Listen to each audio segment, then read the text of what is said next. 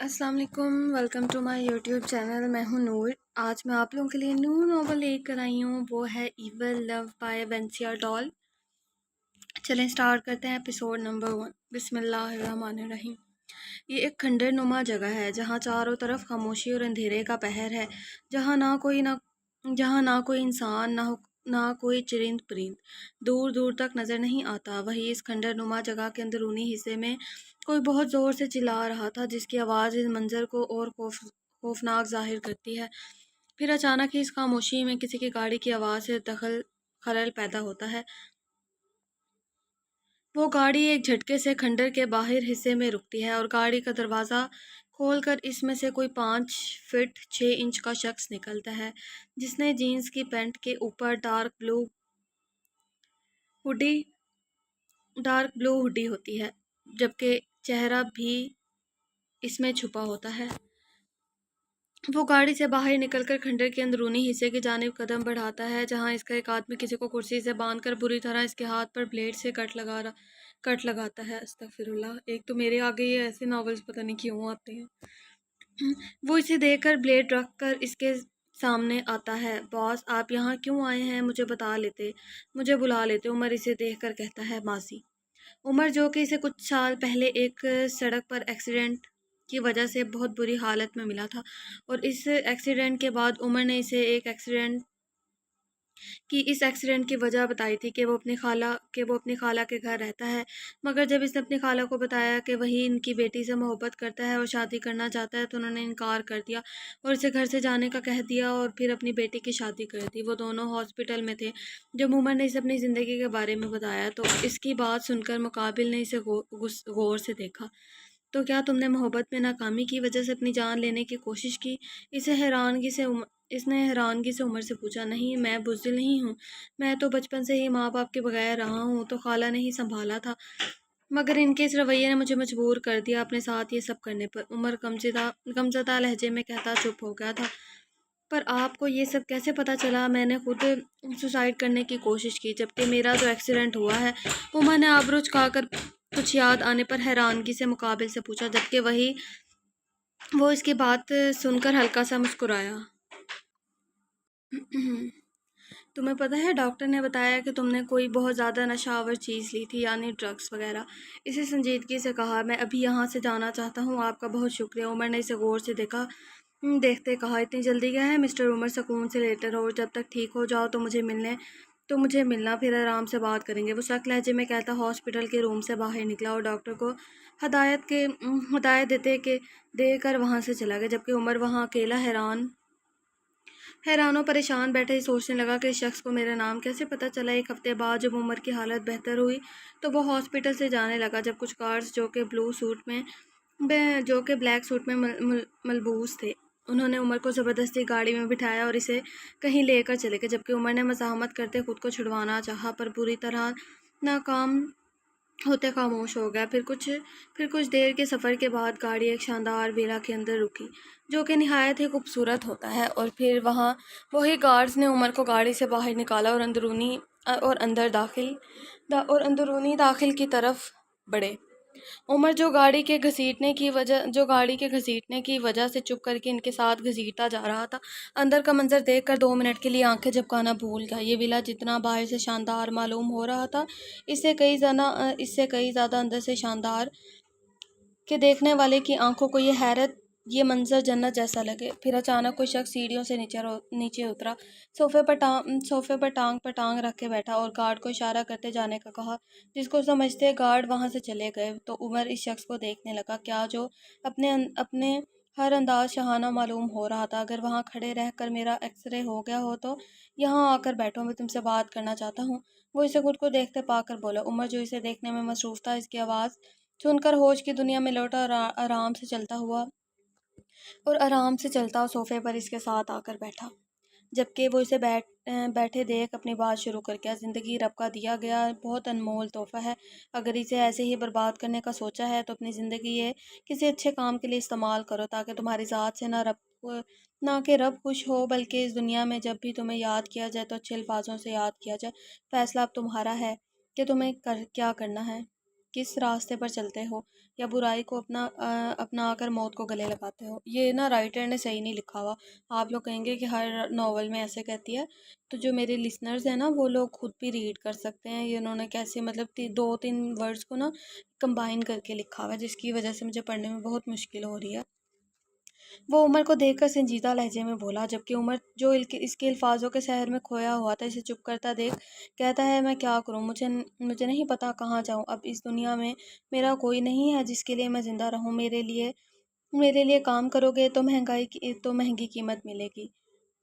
वो उमर को देखकर संजीदा लहजे में बोला, और उमर के काम क्या है पूछने पर इसे अपने आदमियों से पूछने का कहते वो वहां से उठकर चला गया। तो वो दिन से लेकर आज तक उमर इसके साथ काम कर रहा है, वो फिर पूरी ईमानदारी से, क्योंकि मुकाबिल को गद्दार लोगों से नफरत थी। हाल बॉस, आप यहाँ क्यों आए, मुझे बुला लेते। उमर से देख कर कहता है, तैमूर आ जाते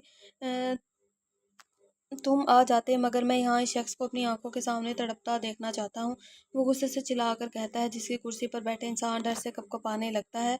जब एवल इस शख्स को कपकपाता देखकर अपनी मतलूबा टेबल पर आया, जहाँ कई तरह के औजार पड़े थे, जिसमें से वो टेबल पर पड़े ब्लेड, चाकू और कटर प्लास को उठाकर कुर्सी से बंधे शख्स की जानिब आया, जबकि शख्स इसके हाथों में मौजूद चीज़ें देखकर घबराया। प्लीज़ ईवल, मुझे जाने दो, कुछ नहीं किया मैंने, मुझे माफ़ कर दो प्लीज़ ईवल। वो शख्स गिड़गिड़ाता अपनी ज़िंदगी की भीख मांगने लगा। बकवास बंद करो अपनी, मैं अच्छे से जानता हूँ कि तुमने क्या किया है और क्या नहीं। वो इसे देखकर गुस्से से दौड़ा और अपने हाथ में मौजूद प्लास से इसके हाथ की उंगलियों के नाखून खींच कर निकालता है। अस्तगफिरुल्लाह, यार ये मेरे से नहीं पढ़ा जाना, ये आप लोग पढ़ लेंगे खुद ही। अच्छा मैं पढ़ लेती हूँ, चलें। जिससे उंगलियों से खून तेजी से रसना शुरू हो जाता है और वो शख्स चीख चीख कर अपनी तकलीफ को बर्दाश्त करने की कोशिश करने लगता है, जबकि ईवल को इसकी चीखें अंदर तक सुकून दे रही होती हैं। वो इसकी सारी उंगलियों के नाखून निकालने के बाद प्लास टेबल पर रखता है और एक बार फिर चाकू हाथ में लेकर इस तरह बढ़ता है और इसके हाथ पर कट लगाकर चाकू रखता है, ब्लेड से इसके जिस्म पर कट लगाकर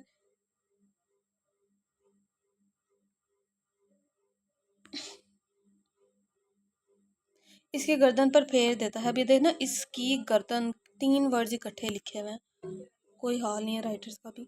जिसकी वजह से वो वहीं कुर्सी से बंधा शख्स, जो पहले ही आधमरा हो चुका होता है, अब की सांसें थम चुकी होती हैं। फिर जब ईवल को लगा के मुकाबिल अब सांस नहीं ले रहा, तो वो इसके दूर हुआ और उमर को इशारा करके ठिकाने खंडर से बाहर निकलने लगा, जबकि उमर अब वहाँ हर चीज़ को साफ करने में लगा हुआ था। इवल अपनी गाड़ी के पास आकर जल्दी से अपने हाथों को साफ करता गाड़ी में बैठा और गाड़ी जन से उड़ा ले गया। अब की इवल की मंजिल अपना घर था, जहाँ वो आराम करना चाहता था। वो गाड़ी को पोर्च में पार करता अपने कमरे की तरफ बढ़ा। कमरे में दाखिल होकर वार्डरूम में से कपड़े लेता फ्रेश होने चला गया था। थोड़ी देर बाद वो फ्रेश होकर निकलता, ड्रेसिंग के सामने जाकर खुद पर परफ्यूम छिड़ककर बेड की तरफ बढ़ा और बेड पर आंखें मूंद गया। सोते वक्त भी परफ्यूम लगाते हैं, वाह नाइस। सुबह की रोशनी ने जैसे ही चारों तरफ फैली, तो सूरज की तेज शुआओं ने कमरे में अपना बसेरा करना शुरू कर दिया। फरवा बेगम जैसे ही इसके कमरे में दाखिल हुई, तो इसे आधी तिरछी बेड पर सोई देखते इस तरफ बढ़ी। रूही बेटा, तुम अभी तक सो रही हो, उठो जल्दी से, यूनिवर्सिटी नहीं जाना। वह हनूज मस्जिद से ख्वाबे खरगोश के मज़े लूट रही थी। अपनी मामा की आवाज़ सुनी, हल्की सी आंखें खोलकर इन्हें देखने लगी। मामा इतनी जल्दी उठाने का क्यों कह रही हैं, वो मुंह बनाकर बोली। मेरी जान उठो, टाइम देखो, फिर तुम्हें खुद ही पता चल जाएगा मैं ऐसा क्यों कह रही हूँ। फरजाना बेगम ने प्यार से इसके चेहरे पर हाथ रखकर कहा। इनकी बात सुनकर वो जल्दी से खड़ी घड़ी की तरफ देखने लगी, जहाँ 9 बजने में सिर्फ 10 मिनट थे।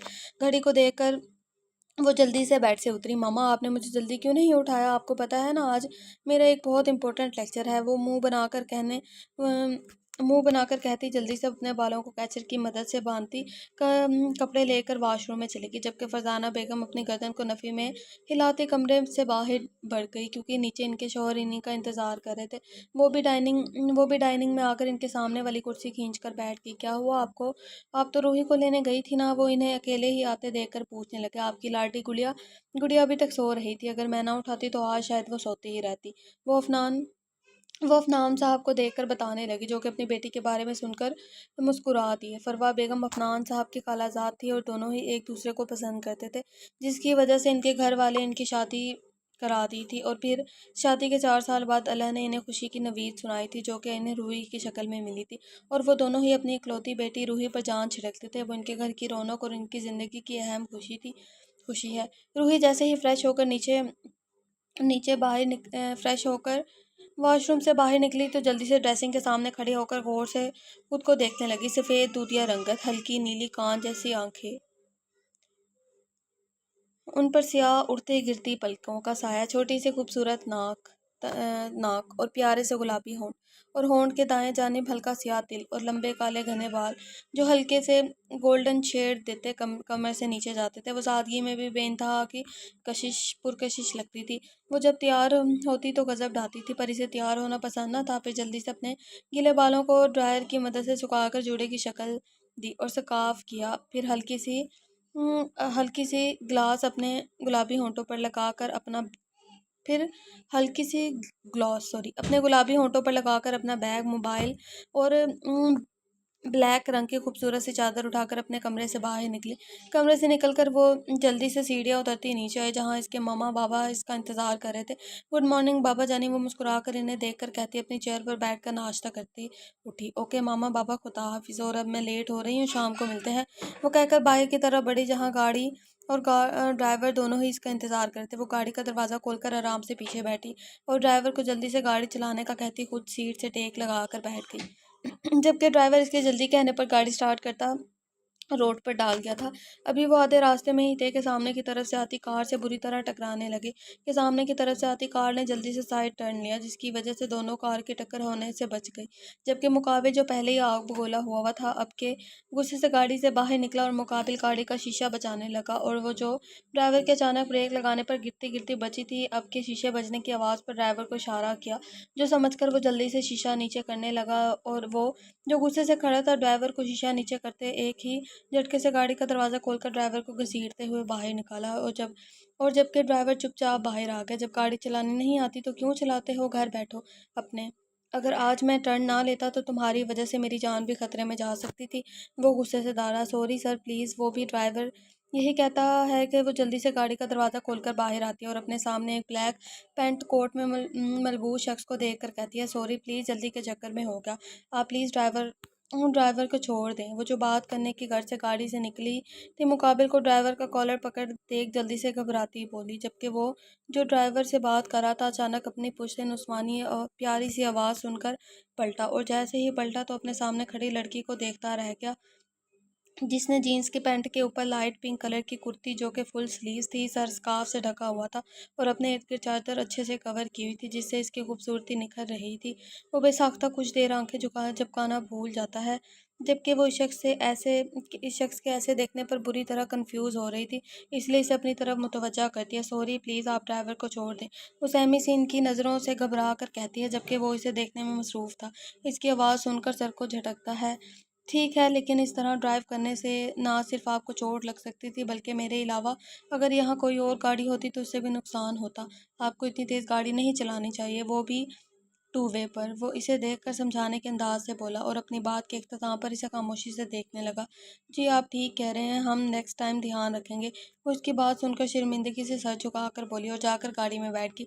जबकि ड्राइवर, जो कब से खामोशी से खड़ा इनकी बातें सुन रहा था, रूही को गाड़ी में बैठते देखकर खुद भी गाड़ी में बैठा और गाड़ी स्टार्ट कर अपनी मंजिल की जानिब रवाना हुई। जबकि वो भी इन्हें गाड़ी में बैठता देख अपनी गाड़ी की तरफ बढ़ा और गाड़ी में बैठकर गाड़ी स्टार्ट करता रोड पर डाल गया। कुछ देर के सफ़र के बाद जब ऑफिस पहुंचा तो गाड़ी से निकलते ही वहां अली की गाड़ी देखकर हैरान हुआ, पर फिर अपनी हैरानगी पर काबू पाते अपने कदम ऑफिस के अंदर की जानिब किए। और ऑफिस में दाखिल होते ही एक सरसरी सी नज़र सारे स्टाफ पर डालता अपने कैबिन की तरफ बढ़ा, जहां अली इसका इंतजार कर रहा था। वो अपने कैबिन में एंटर हुआ तो एक नज़र अली पर डाली, जो कि काउच पर बैठा इसे आता देखकर अपनी जगह से उठा। और सिर्फ अली को ही इतना हक और इजाज़त थी कि वो आर्यान मुर्तज़ा के कैबिन में इसकी इजाज़त के बगैर आ सकता है, क्योंकि वो इसका सबसे ख़ास दोस्त और हमराज है, जिससे हर अच्छे बुरे वक्त और मौके पर इसका साथ दिया। वो अली को देखकर इसकी तरफ बढ़ा और अली को खड़ा देखकर इसके गले लगा। कहाँ थे तुम इतने दिन से? अली के मुंह से शिकवा फिसला। कहीं भी नहीं, बस कुछ काम कहीं भी नहीं, बस कुछ काम में मसरूफ़ था, इसलिए मिल नहीं सका। आर्यान को काउच पर इसके साथ बैठता बोला, तुम बताओ, मैं नहीं आ सका तो तुम कौन सा मिलने की कोशिश की। आर्या ने पहले इसकी बात का जवाब दिया और आखिर में शिकवा किया, मैं तुम्हारी भाभी प्लस बहन के साथ इसके घर गया था, बहुत जिद कर रही थी और अपने वालिदैन से मिलने की। अली इसकी तरफ देखकर इसे अपने ना आने की वजह बताने लगा। ठीक है, अब छोड़ो इन बातों को और बताओ, काफ़ी मंगवाऊँ। वो इसे देखकर मौजू बदलता बोला, एक तो मैं इतने दिनों बाद आया हूँ और तुम हो के अब भी पूछ रहे हो कि कॉफ़ी मंगवाऊँ। बहुत गलत इंसान से दोस्ती कर ली मैंने। अली ने अफसरदगी से इसे देखते हुए बोला। तो बेसाख्ता आर्यन ने इसे मुस्कुरा दिया और इंटरकॉम उठाकर काफ़ी का कहता अली की तरफ मुतवज्जा हुआ। मैं एक इम्पोर्टेंट मीटिंग अटेंड कर लूँ, फिर बाहर लंच पर चलते हैं, वो समझाने के अंदाज में बोला। वैसे एक बात बताऊँ आर्यन मुर्तज़ा, बिजनेस में तो तुम अपना पैर जमा चुके हो, तो अब शादी का क्या इरादा है। अली इसकी तरफ देखकर संजीदगी से पूछने लगा। कुछ नहीं यार, अभी मेरा कोई इरादा नहीं है शादी का, वो इसे देखकर पथरीले लहजे में बोला, जबकि शादी की बात सुनकर इसकी आंखों के सामने वो नीली आंखों वाली मासूम लड़की का चेहरा लहराया था, जिसे वो फौरन झटक गया और अली को मीटिंग का कहकर अपने कैबिन से निकलकर मीटिंग रूम की तरफ बढ़ गया। जबकि अली जो शादी की बात पर इसका रिएक्शन देख कुछ कहने वही वाला था, इसे जाता देखकर कॉफ़ी का कप उठाकर लबों से लगाया, जो भी आर्यन का सेक्रेटरी देकर गया था। वो जब यूनिवर्सिटी के अंदर दाखिल हुई तो सामने ही अपने दोस्त को अपने इंतज़ार में खड़ा पाया। इसकी तरफ कदम बढ़ा दिया। कहाँ थी मैडम आप, इतनी देर लगाती आने में। सारा ने इसे देखते हुए कहा, गुस्से से कहा, सारा जो कॉलेज से इसके साथ थी, वो अब दोनों ने एक ही यूनिवर्सिटी बी से एडमिशन लिया था, ताकि ये दोस्ती कभी ख़त्म ना हो। और वैसे भी सच्ची दोस्ती भी ख़त्म नहीं होती, बेशक कुछ वक्त के लिए राबता ना ही क्यों ना हो, मगर फिर इंसान जब आपको वो दोस्त कहीं नज़र आ जाए तो आप जल्दी से इसके पास जाकर इससे मिलते हैं। दोस्ती कभी ख़त्म नहीं होती। सॉरी यार, मैं रात को लेट सोई थी, इसलिए सुबह लेट उठी, सॉरी। मैंने इसे देखकर मासूमियत से भरपूर लहजे में कहा। बस अब इस तरह उदास होने की कोई ज़रूरत नहीं है। कल स्टार्ट होने में चलो क्लास अब ये देखें, क्लास को कल लिखा हुआ है। क्लास स्टार्ट होने में सिर्फ 5 मिनट है, क्योंकि टाइम टेबल चेंज हो गया है, जिससे हमें कोई खबर नहीं हुई। पहले तो ही गायब कर, प्यार कर और बाद में इसकी मालूमात में इजाफा करते हुए पता नहीं ये क्या लिखा हुआ है राइटर ने। I am really really sorry मेरे लिसनर, सॉरी। मेरा दिल ही नहीं कर रहा नावल पढ़ने को, इतनी मिस्टेक्स हैं इसमें। इसकी बात सुनकर रही जो खुश होती इसके पीछे चल रही थी। कौन है जो मेरे आदमियों को इस तरह बेदर्दी से मार रहा है। मलिक गुस्से से धारता हुआ, क्योंकि ये तीसरी लाश थी इसके आदमी की, जैसे वो सफाकी से मारा गया था। और मलिक को इस बात का गुस्सा था कि वो नहीं जानता था कि ये सब कौन कर रहा है। वो लगातार में लॉस की वजह से अब बेहाल हो रहा था, क्योंकि आज फिर एक डील कैंसिल हुई थी। मलिक, जो कि बड़ा बिजनेस होने के बाद एक बुरा इंसान और गैर कानूनी कामों में भी मुलविस था, ये खबर सुनकर अपने दोस्तों और साथियों को फ़ोन करता है, जो कि इसके हर बुरे काम में इसका साथ होते हैं। इफ्तिखार, तुम और आबिद मुझे आज शाम में ही मिलो, मुझे तुम दोनों से बात करनी है। मलिक ने ये कहते ही फ़ोन बंद कर दिया और अपने ख़ास आदमी अदरीस को पता लगाने का कहा कि कौन इसे बर्बाद करने की कोशिश कर रहा है। आर्यन मीटिंग से फारिग होकर अली के साथ एक रेस्टोरेंट जाता है और वहां पहुंचकर एक टेबल पर बैठकर खाने का ऑर्डर देता है और फिर खाना खाते कुछ इधर उधर की बातों के बाद वापसी अपने ऑफिस की जानिब रवाना हो जाता है। रूही और सानिया, जो कि क्लास ख़त्म होने के बाद अपनी अपनी गाड़ी का इंतज़ार करी थी, यूनिवर्सिटी के गेट के पास जाकर खड़ी हो गई कि तभी अचानक एक कार इनके पास आकर रुकी, जिसमें से एक जवान लड़का बाहर निकला और सानिया के पास जाता है। जबकि सानिया अपने भाई को देखकर हैरान हो जाती है, क्योंकि वो काफ़ी अरसे से बाहर पढ़ने और वहाँ पर ही रहकर जॉब कर रहा था। भाई, आप यहाँ कैसे? सानिया ने ताहा को देखकर मुस्कुराकर हैरानगी से पूछा। मेरी प्यारी गुड़िया, बाबा की तबीयत ठीक नहीं थी तो मुझे आना ही था, और कब तक मैं अपने घर से दूर रहता। ताहा ने शफकत से सानिया के सर पर हाथ रखकर बोला। तो सानिया ने मुस्कुराकर साथ खड़ी रूही का भी तारुफ करवाने लगी। भाई, ये मेरी दोस्त है रूही अफनान, मेरे साथ ही पढ़ती है। और वो रूही की तरफ इशारा करके बताने लगी। अ, हेलो गुड़िया, कैसी हैं आप? ताहा ने बहुत शफकत से रूही के सर की तरफ देख कर कहा। जी भाई, मैं ठीक हूँ, वो आराम से ताहा का जवाब देती बोली। अच्छा सानिया, मैं चलती हूँ, मुझे लेने आ गया, खुदा हाफिज। रूही सानिया से मिलती अपने गाड़ी में बैठी वहाँ से रवाना हो गई, जबकि इसके जाते देख सानिया और ताहा भी गाड़ी में बैठकर वहाँ से निकल गए। रूही, जो गाड़ी में बैठी फ़ोन यूज़ कर रही थी, घर के मेन गेट पर पहुँच जल्दी से अंदर की जानिब कदम बढ़ाए। घर में दाखिल होते ही रूही की नज़र अपनी मामा पर पड़ी तो वो इनकी जानिब बढ़ी। मामा क्या हुआ, आप इतनी उदास क्यों हैं? रूही इन्हें सलाम करते हुए अपनी मामा का उदास और परेशान चेहरा देखकर इनके गाल पर बोसा देकर पूछने लगी। नहीं, कुछ नहीं मेरी गुड़िया, बस वो एक एक यूनिवर्सिटी फ्रेंड की तबीयत ख़राब है और वो हॉस्पिटल में है, तो बस वहाँ जाना है, इसलिए परेशान हूँ कि तुम्हें छोड़कर कैसे जाऊँ, और अगर तुम्हारे पापा और मैं थोड़ी देर के लिए निकल जाएंगे तो रात तक वही वहीं वहाँ पहुँचेंगे, तो रात में आना मुश्किल होगा, और तुम्हें छोड़कर जाने का मेरा दिल नहीं मान रहा, वो भी अकेले। फरजाना बेगम ने इसका माथा चूमते उदासी से कहा, उफ मम्मा, मैं अकेली कब हूँ, ये है ना मेड। वो मेड की तरफ इशारा करके बोली, पक्का आप रह लोगी और हर काम टाइम पर कर लोगी? वो इसकी फिक्रमंदी से बोली, प्लीज़ आप मेरी वजह से परेशान हैं और आराम से जाएं, और मेरी तरफ से भी आंटी को पूछिएगा। रूही अपनी मामा को मोहब्बत से देखते बोली और फिर उठकर अपने कमरे की तरफ चली गई। इसे जाते देख फरजाना बेगम भी उठी और उठकर अपने कमरे में जाकर जाने की तैयारी करने लगी। रूही फ्रेश होकर खाना खाने टेबल पर आई तो कुछ देर में फरवा बेगम और अफनान साहब भी आकर कुर्सी खींचकर बैठ गए और मुस्कुराकर अपनी बेटी को देखने लगे, जो कि मासूमियत से खाने में मगन थी। जब अचानक ही रूही की नज़र अपने वालिदैन पर पड़ी तो पूछे बिना न रह सकी, क्या हुआ पापा, आप दोनों ऐसे क्यों देख रहे हैं? वो पहले फरवा बेगम, सॉरी फरजाना ही निकल रहा है मेरे मुंह से, फरवा बेगम और फिर अफनान साहब को देखकर बोली, कुछ नहीं मेरी गुड़िया, आप आराम से खाना खाएं। अफनान साहब ने अपनी प्यारी मासूम सी बेटी की तरफ देखकर कहा और खुद भी खाने में मसरूफ़ हो गए।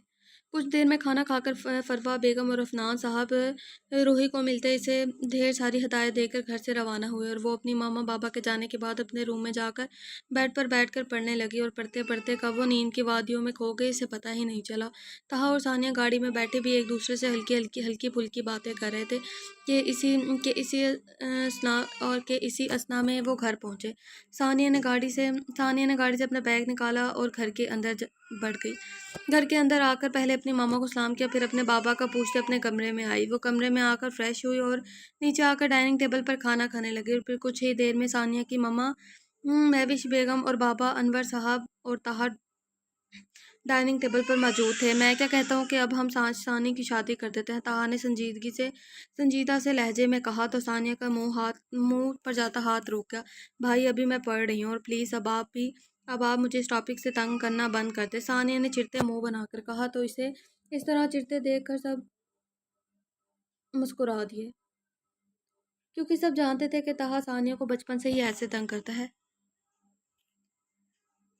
खाना खाकर सब अपने कमरों में चले गए, जबकि सानिया अपनी मामा के साथ डाइनिंग समेटने लगी और फिर अपने कमरे में जाने लगी, तो महविश बेगम ने इसे रोका, बेटा कल आप यूनिवर्सिटी नहीं जाना, क्योंकि मैं तुम्हारे पापा को लेकर डॉक्टर के पास जाऊंगी, तो फिर आप एक घर ही रहना। वो इसे गौर से देखती संजीदगी से बोली, जी ठीक है मामा। सानिया ने सर इस बात में हिलाते जवाब दिया और कमरे में चली गई। कमरे में आते ही वो बेड पर बैठ कर यूनि के नोट्स खोलकर पढ़ने में मसरूफ़ हो गई। वो अपने काम में मसरूफ़ था जब अचानक मोबाइल की रिंग पर मोबाइल को देखा, तो जहाँ जाना पहचाना नंबर देकर कॉल यस करके मोबाइल कान से लगाया। हेलो सर, वो तीनों आज शाम फिर इकट्ठे होने वाले हैं।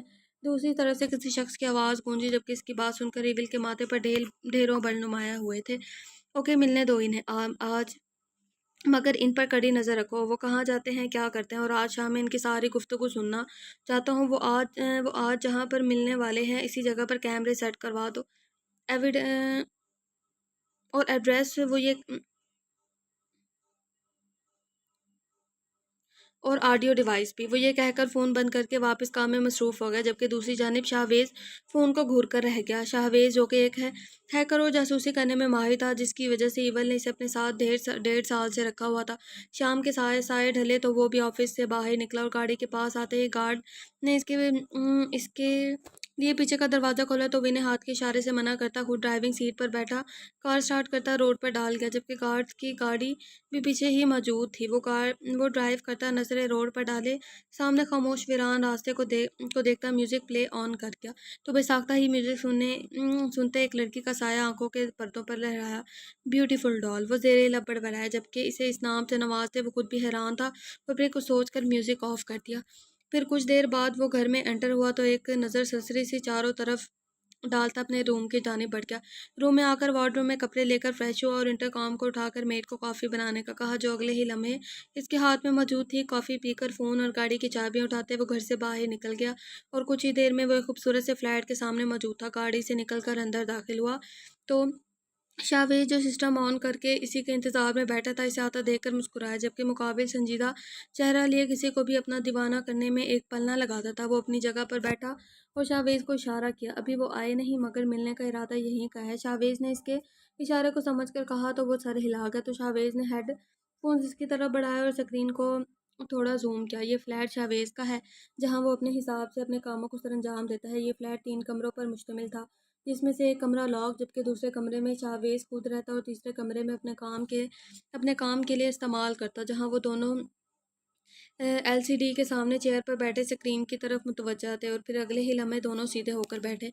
ये इन तीनों की खुफिया जगह थी, जहाँ वो अक्सर एक दूसरे से मिलने के लिए जमा होते थे और आज भी वही वहीं पर मौजूद थे। ये जगह बाहर से दिखने में खंडर नुमा लगती, पर इसके थोड़ा सा अंदर आने के बाद एक दीवार पर एक बटन दबाने से नीचे ज़मीन पर एक दरवाज़ा खुलता, जहाँ से सीढ़ियाँ उतरते नीचे इस खूबसूरत से हॉल नुमा कमरे में काउच पर वो आमने सामने बैठे बात कर रहे थे, जबकि गार्ड्स को वो बाहर जाने का कह चुके थे। मलिक, क्या हुआ? तुमने अचानक हमें मिलने के लिए क्यों बुलाया है? आबिद ने मलिक के परेशान चेहरे को देखते पूछा। मुझे दिन ब दिन बिजनेस में लॉस हो रहा है। जो भी डील फाइनल कर होती है, इसे दूसरे ही दिन वो डील कैंसिल हो जाती है, जबकि मेरा स्मगलिंग का काम भी कुछ ठीक नहीं चल रहा, क्योंकि जो बंदे मेरा ड्रग स्मगल का काम संभाल रहे थे, इन्हें किसी ने बहुत सफाकी से मार दिया, जिसकी वजह से वो अकबर मुझे बार बार फ़ोन करके धमका रहा है कि कब तक वो यूनिवर्सिटी में पहुंचाऊंगा, क्योंकि इसे कुछ लड़कियां चाहिए, बेचने के लिए चाहिए, और मैं चाहता हूं कि ड्रग्स इंजेक्ट करके लड़कियों तक पहुंचाऊं। मलिक ने इन दोनों को अपनी परेशानी बताई। हम पता लगाने की कोशिश करते हैं कि कौन है जो हमारे काम में टांग अड़ा रहा है, और जिस दिन वो मिल गया ना, हम इसे अपने हाथों से मार देंगे। आबिद ने इसे दिलासा देते कहा तो वो सर हिलाकर कुछ इधर उधर की बातें करने लगे, जबकि दूसरी तरफ इवल इनकी एक एक बात सुनकर अपना गुस्सा ज़ब्त कर रहा था। अब के मारने की बात पर वो मुस्कुराया, लेकिन अब हमें जाना चाहिए। वो तीनों अपनी जगह से उठकर बाहर की जानिब बढ़े, क्योंकि बाहरी दुनिया के लिए वो तीनों अजनबी थे। इतना बड़ा नावल लिखा हुआ है, मैं तो थक गई हूँ अभी से पढ़ के। इन तीनों के इस जगह से जाने के बाद इसने हेडफोन निकालकर सामने टेबल पर रखे और अपना हाथ शाहवेज की जानिब किया। इन पर नज़र रखो और अकबर का पता लगाओ कि वो कौन है और कहाँ है। ईवल ने शाहवीर को शाहवीर को देखते संजीदगी से कहा और वहां से उठकर अपने घर की जानिब रवां हुआ। वो दोपहर से सो रही थी, अब जाकर उठी तो नज़र सामने घड़ी पर पड़ी, जहां अब रात के 10 बज रहे थे। वो बेसाख्ता ही मुंह पर हाथ रखकर हैरान नज़रों से गौर करने लगी कि वो इतनी देर तक सोती रही, पर अचानक मुलाजमा की आवाज़ पर होश में आते ही कहने लगी, बीबी जी आप उठ गई? मैं पहले भी 2 से 3 बार आपको बुलाने आई थी और आवाज़ भी दी थी, मगर आप शायद गहरी नींद में सो रही थी, इसलिए उठी नहीं तो मैं वापस चलेगी। मुलाजमा ने इसकी नीली आंखों वाली परी को देखकर कहा, जी ठीक है, आप जाएं। इसने मुलाजमा की बात सुनकर कहा तो मुलाजमा सर हिलाती कमरे में चली गई। मुलाजमा को जाते देखे रूही ने फ़ोन उठाया तो देखा इसकी मामा सारी कॉल्स आई हुई थी। इसने जल्दी से इन्हें कॉल की तो वो दूसरी तरफ से भी फ़ौरन ही उठा ली गई। हेलो मामा, कैसी हैं आप? आराम से पहुंच गई? और आंटी कैसी हैं अब? रूही ने सलाम करने के बाद फ़िक्रमंदी से कहा, जबकि दूसरी तरफ इसकी मामा इसके इतने सवालात पर मुस्कुरा थी। जी मेरी जान, मैं आपके बाबा के साथ हूँ और आराम से यहाँ पहुँच गई, और आंटी भी ठीक है, और हम इस टाइम आपकी आंटी के घर में मौजूद हैं। बाकी आप कहाँ थी? कॉल भी क्यों नहीं की? वो इसके सवालों के जवाब देती फ़िक्रमंदी से पूछने लगी। वो मामा आपके जाने के बाद रूम में आकर बुक पढ़ते पढ़ते सो गई, और अब उठी हूँ तो आपको इतनी सारी कॉल्स देखी तो आपको कॉल कर ली। वो मासूमियत से भरपूर लहजे में बोली, रूही आपकी तबीयत तो ठीक है ना? आप इतनी देर तक सोती तो नहीं? फरवा बेगम ने फ़िक्रमंदी से पूछा, क्योंकि वो कभी भी दोपहर से रात तक नहीं सोती थी।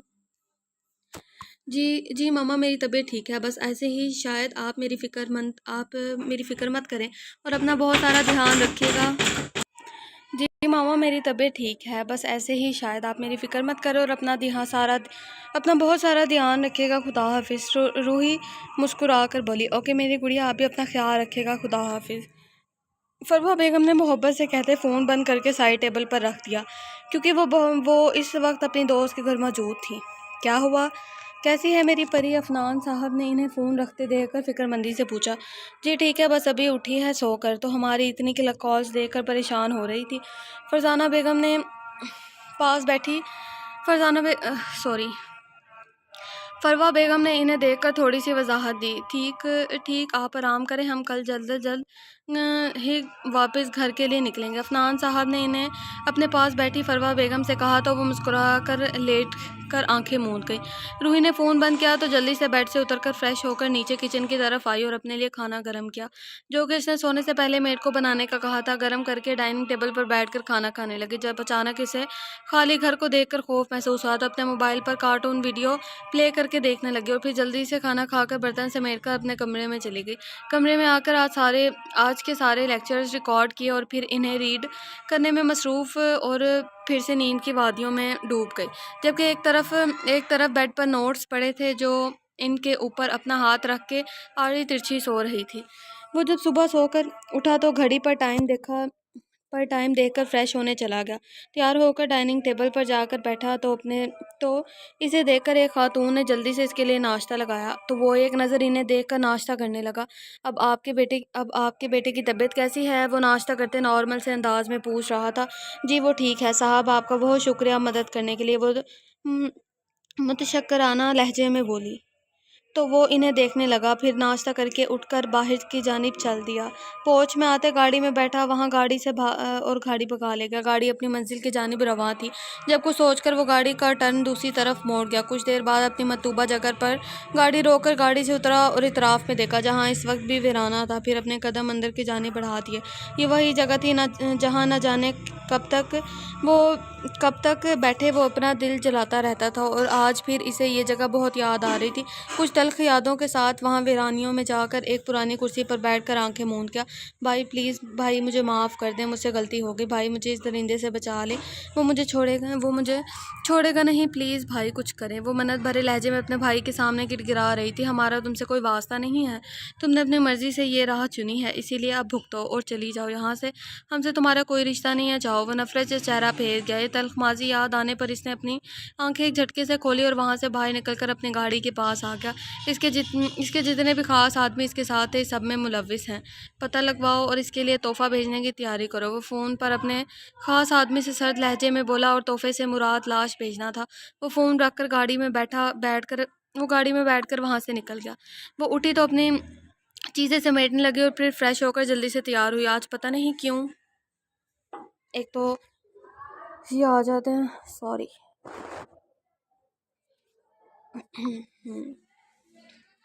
आज पता नहीं क्यों इसका दिल ज़रा हटकर तैयार होने को चाह रहा था, तो वार्डरोब में से डार्क ब्लू कलर का फ्रॉक निकाला और इसे पहनकर खुद को देखने लगी, और फिर जल्दी से स्कार्फ लिया तो अपना अक्स और भी प्यारा लगने लगा।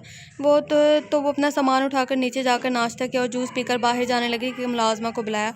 मामा बाबा आए तो इन्हें कह देना कि मुझे कॉल कर लें ताकि मैं भी घर जल्दी आ जाऊँ। वो इन्हें देखती बोली तो वो सर हिला गई। तो रूही भी भाई की तरफ बढ़ी और फिर अपनी गाड़ी को देखकर जल्दी से बैक सीट पर बैठकर सामने रोड की तरफ देखने लगी। तो ड्राइवर ने गाड़ी स्टार्ट करते ही रोड पर डाल दी। कुछ देर बाद ड्राइवर ने गाड़ी यूनिवर्सिटी के मेन गेट पर रोकी, तो वो गाड़ी से उतरकर यूनि के अंदर की तरफ बढ़ी। वो मुसलसल इधर उधर नज़र घुमाते अपनी क्लास की तरफ बढ़े ही थी, मगर सानी से कहीं नज़र ना आई। तो वो ये सोचकर क्लास में चली गई कि शायद वो क्लास में ही होगी, जबकि सानिया आज तक कभी भी इसके बगैर अकेली क्लास में नहीं गई थी। मगर वो जब क्लास में एंटर हुई तो इसे क्लास में भी ना पाकर वो अपनी मतलूबा जगह पर बैठी और प्रोफेसर के क्लास में आने पर लेक्चर में मसरूफ़ हो गई। सानिया जब सुबह उठी तो फ्रेश होकर अपनी मामा के साथ किचन में नाश्ता बनाने चली गई, क्योंकि ये इसकी आदत थी कि जब भी वो पूरा दिन घर पर होती तो अपनी मामा को कोई काम नहीं करने देती थी। वो नाश्ता डाइनिंग टेबल पर लगा कर बैठने लगी कि नज़र तहा की खाली जगह पर की जानिब गई। अभी तक अपने भाई को डाइनिंग पर ना देखकर वो उसके कमरे की तरफ बढ़ गई। वो जो फ्रेश होकर नाश्ता करने जाने लगा था, अपने फ़ोन पर अपने दोस्त की कॉल देखकर फ़ोन कान से लगा लिया। हेलो, कैसे हो ताहा, और कब आए वापस? बंदा कहीं दूर से आए तो अपने दोस्तों को भी पूछ लें, मगर जब बंदा किसी को अपना दोस्त समझे तब ना।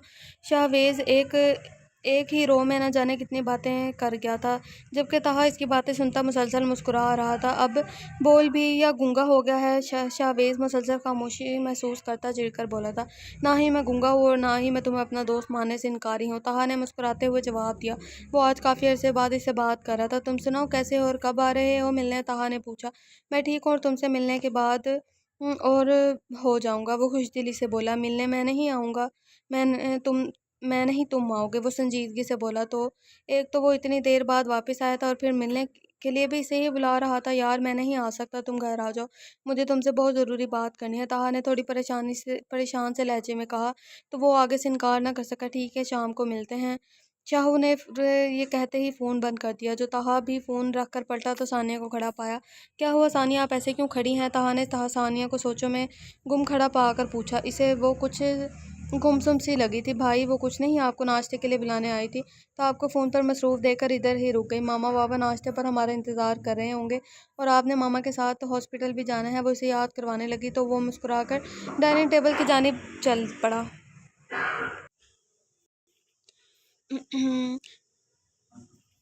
खुशगवार माहौल में नाश्ता करने के बाद ताहा अपने मामा के साथ अपने बाबा को लेकर हॉस्पिटल के लिए रवाना हो गया, जबकि सानिया अकेले घर की एक एक चीज़ को समेटने में मसरूफ़ हो गई। सारे लेक्चर अटेंड करने के बाद जब वो यूनिवर्सिटी से बाहर निकली तो इधर उधर अपनी गाड़ी को देखा, जो अभी तक नहीं आई थी। लेकिन जैसे ही वो पलटी, ड्राइवर ने गाड़ी इसके सामने रोकी तो भी वो फ़ौरन गाड़ी का दरवाज़ा खोलकर अंदर बैठ गई और ड्राइवर को जल्दी से गाड़ी स्टार्ट करने को कहा। तो ड्राइवर ने गाड़ी स्टार्ट करके रोड पर डाल दी। वो आराम से गाड़ी में बैठी घर पहुँचने का इंतज़ार कर रही थी।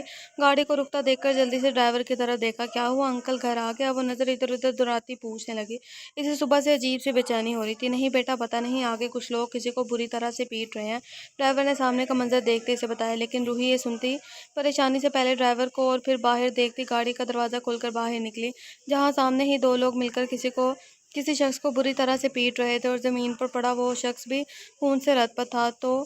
वो तो ये सब देखते ही डर से कांपने लगी और सामने मौजूद शख्स के हाथ में गन देखकर इसके मुंह से चीख निकली, जिसे सुनकर मुकाबिल दो लड़कों में से एक, जो उमर और दूसरा इसका साथी था, जो कि इस शख्स को इस तरह इसकी हरकत की वजह से पीट रहे थे, अचानक वहाँ किसी लड़की की चीख सुनकर रूही की जानिब मुतवज्जा हुआ और अपने साथ खड़े दूसरे लड़के को इस शख्स को वहाँ से ले जाने का कहकर खुद रूही की जानिब बढ़ा, जबकि वो जो डर के मारे सफ़ेद पड़ती रंगत के साथ कपकपाती इन्हें देख रही थी। शख्स को अपनी जानिब आता और इसके हाथ में मौजूद गन को देखकर बेसाख्ता पीछे हुई, फिर अचानक किसी पत्थर नुमा चीज़ से टकराई। वहीं रुककर एक नज़र आगे को देखा, जहाँ उमर ने 2 कदम पीछे लिए थे। तो रूही ने फ़ौरन मुड़कर पीछे देखा, जब अपने पीछे एक हुडी में छुपे इंसान को देखकर जल्दी से इसके पीछे पीछे हुई, जिसे वो इसका मुहाफिज हो जो इसे बचा लेगा, जबकि उमर से ज़्यादा खतरनाक इसके लिए वो था। वो किचन में आई तो फिर से परेशान हो गई थी। मैं क्या करूं, मम्मा पापा को बता दूं क्या कि वो शख्स ने किसी की जान ली है? मगर इसने कहा था अगर मैंने किसी को भी इस बारे में बताया तो वो इनको भी जान से मार देगा, इसने कहा था। वो अकेली ही बड़बड़ा रही थी, जब आंखों से मुतवातिर आंसू बहने लगे। फिर अपनी आंखों को साफ करके खुद को दिलासा दिया और ये बात किसी को नहीं बताएगी, और साथ ही फ्रिज से चिप्स निकाल कर शेल्फ पर रख कर चिकन निकाल कर शेल्फ पर रखा ताकि बिरयानी बनाने में मसरूफ़ हो जाए। लेकिन कहीं न कहीं बेहतर था जो इसे सता रहा था। ज़ाहिर-सी बात है, अगर कोई भी आम शख्स अपनी आँखों के सामने किसी को खून में लथपथ दम तोड़ता देखे तो इसका यही हाल होगा। वो किचन में खाना बनाने में मसरूफ़ थी, जब अचानक डोर बेल बजी तो हैरान हुई, क्योंकि इसे अभी 15 मिनट पहले ही ताहा को फ़ोन करके पूछा था कि वो कब तक घर आएँगे। जब ताहा ने जवाब में कहा कि इन्हें अभी देर लगेगी अभी, इसीलिए अब अचानक डोर बेल बजने पर वो डर गई थी। इस वक्त जब वो घर पर अकेली कौन आ सकता है? और फिर बामुश्किल अपने डर पर काबू पाते हुए इसने दरवाज़ा खोला तो सामने किसी अजनबी को देखकर इसे खौफ महसूस हुआ। कौन है आप और किससे मिलना है? सानिया ने अपने सामने खड़े अजनबी लड़के को कड़े तेवरों से देखते ठोस जमाने वाले अंदाज में पूछा, क्योंकि वो किसी भी तौर से इसे जाहिर नहीं करवाना चाहती थी कि वो इसे डर रही है। शावेज़ जोगी ये सोचकर आया था कि ताहा को सरप्राइज़ देगा, अपने सामने खड़ी लड़की को देखकर खुद सरप्राइज़ हुआ था, और ऊपर से वो इतने रौब से सवाल पूछ रही जैसे वो कोई चोर चक्का हो। जी मुझे ताहा से मिलना है, ये इसी का घर है। वो पहले इसे बताने लगा और फिर पूछते तो वो हैरान हुई कि वो कैसे जानता है। जी क्या कहा आपने? आपको ताहा भाई से मिलना है? सानिया ने इसे देखते पूछा, तो वो भी हैरानी से देख रहा था। इसके भाई कहने पर समझ गया कि वो ताहा की बहन है। जी बिल्कुल, मुझे आपके भाई ताहा से मिलना है, क्योंकि वो मेरा दोस्त है और इसने मुझे मिलने के लिए बुलाया है। वो उसके मालूमात में इजाफा करता ताहा पर जोर डालता बोला। ओ अच्छा, आप आ जाएं भाई, अभी काम से बाहर गए हैं, अभी थोड़ी देर में आ जाएंगे। वो हल्का सा मुस्कुराती दरवाजे से साइड पर होती बोली। तो शाहवेज़ ने गौर से इस लड़की को देखा। नहीं रहने दे, अगर ताहा अभी घर में नहीं तो मैं बाद में मिल लूँगा। शाहवेज़ ने इसे देखते कहा तो एकदम से वो गुस्से से देखने लगे और भाई ने खुद लेने के मिलने के लिए बुलाया है तो कोई ज़रूरी काम ही होगा। वो इसे आंखें दिखाती बोली, क्योंकि वो जानती थी कि इसका भाई कभी भी किसी गलत इंसान को घर पर तो मरकर भी ना बुलाता। तो वो इसके इस तरह आंखें दिखाने पर हैरान हुआ था, जैसे वो अपने नौकर को हुक्म दे रही हो। जी ठीक, वो कहता घर के अंदर दाखिल हुआ तो सानिया ने दरवाज़ा बंद करके इसे डाइनिंग रूम में बैठने का कहा। जी नहीं, मैं यहीं ठीक हूँ, वो सामने लाउंज में रख के सोफ़ों की तरफ इशारा करता बोला। तो सानिया भी हाँ मैं सर हिलाते किचन की जानिब चलती, जबकि शाहवेज़ ने सानिया को जाता देखा तो एक नज़र पूरे घर में दौड़ाई। ये घर बाहर से दिखने में आम घरों की तरह लग रहा था, मगर अंदर से काफ़ी खूबसूरत था। शाहवेज़ खड़ा होकर पूरे घर को गौर से देख रहा था। जबकि सानिया ने इसे आवाज़ दी तो वह एकदम उछल पड़ा। आप इधर उधर क्या देख रहे हैं, बैठ जाएं। इसे बिल्कुल अच्छा नहीं लगा था किसी का ऐसे अपने घर को देखना। फिर जूस का गिलास जो ट्रे में रखकर अपने हाथों में लिए खड़ी थी, इसे शाहवेज़ की तरफ बढ़ाया। जी मैं बैठकर बोर हो रहा था तो सोचा घर में ही देख लूँ, वैसे तहा को आने में कितनी देर लगेगी। वो सानिया के हाथ से जूस का गिलास लेते हुए बोला। जी अभी थोड़ी देर में भाई आ जाएंगे, आप बैठे। अभी वो कह रही थी कि डोर बेल फिर से बजी तो वो जल्दी से दरवाज़ा खोलने के लिए दरवाजे की तरफ चल पड़ी।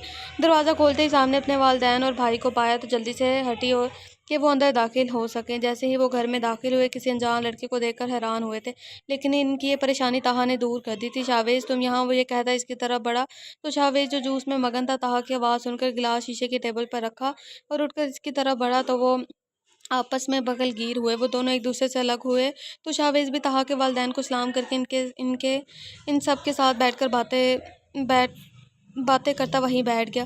अभी वो सब बातें कर रहे थे कि ताहा ने सबको खाने के लिए डाइनिंग टेबल पर आने का बोला और वहाँ से चली गई, जबकि शाहवेज़ तो इसकी इतनी जी हजूरी पर हैरान हुआ था कि वो अब कैसे आराम से बात कर रही थी, जबकि थोड़ी देर पहले वो शाहवेज़ से खा जाने वाले अंदाज में बात कर रही थी।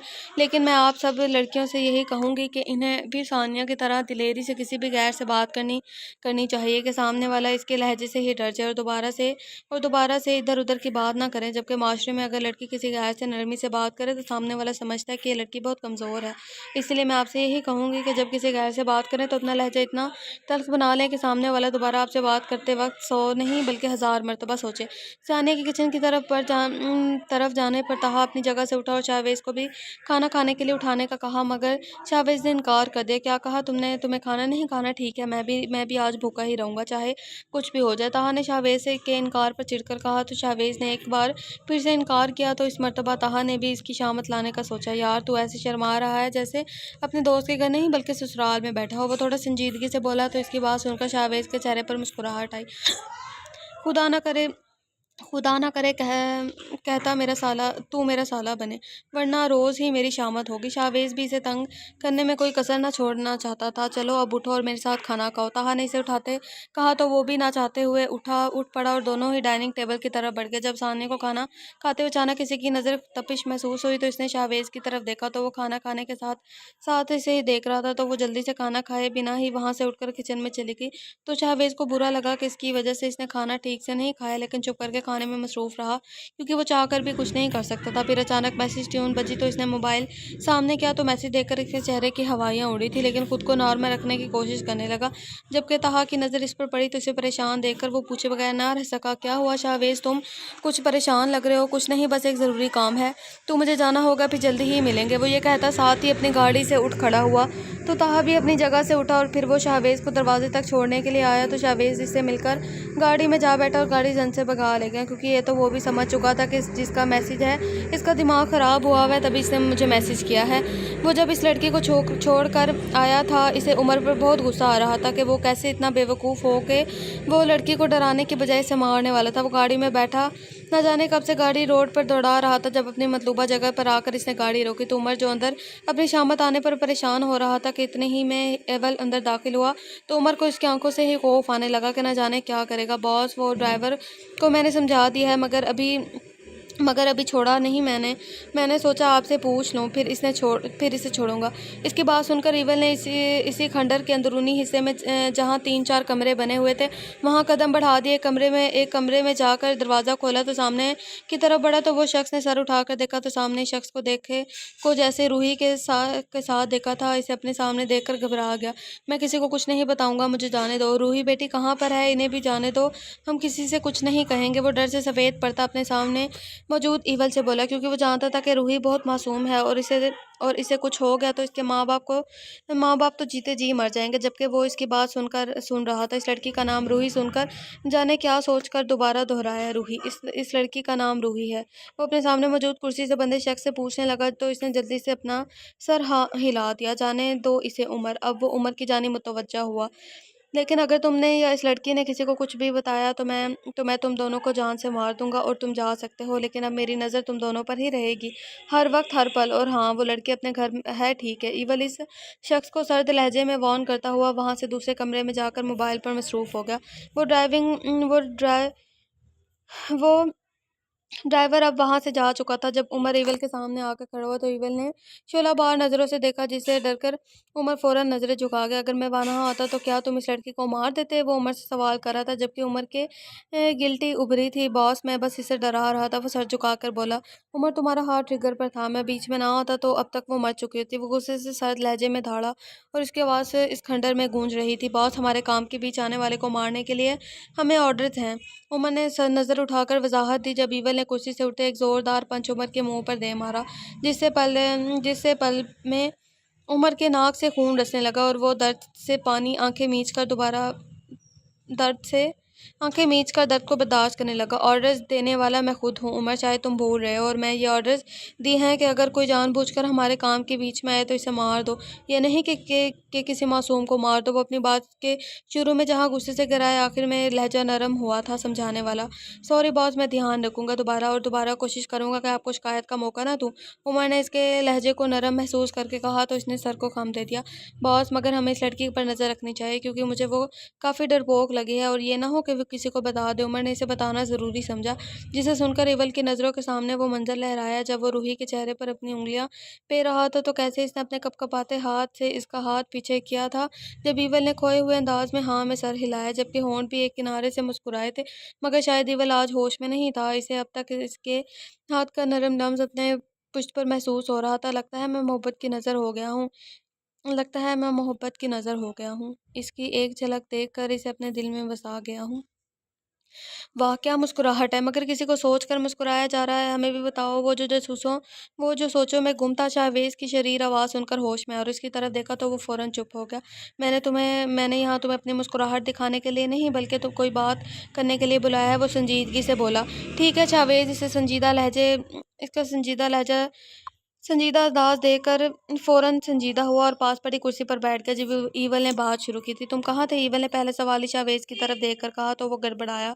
मैं एक दोस्त से मिलने गया था, शाहवेज़ नज़रें झुकाकर बोला, जबकि ईवल से शाहवेज़ का गड़बड़ाना छुपा ना रह सका। हम ठीक, वो बस इतना ही कह सका। क्यों, कोई काम था? शाहवेज़ कुछ याद आने पर बोला। हाँ, उमर से आज एक गलती हुई है, वो गलती तुम दोनों को मिलकर सुधारनी होगी।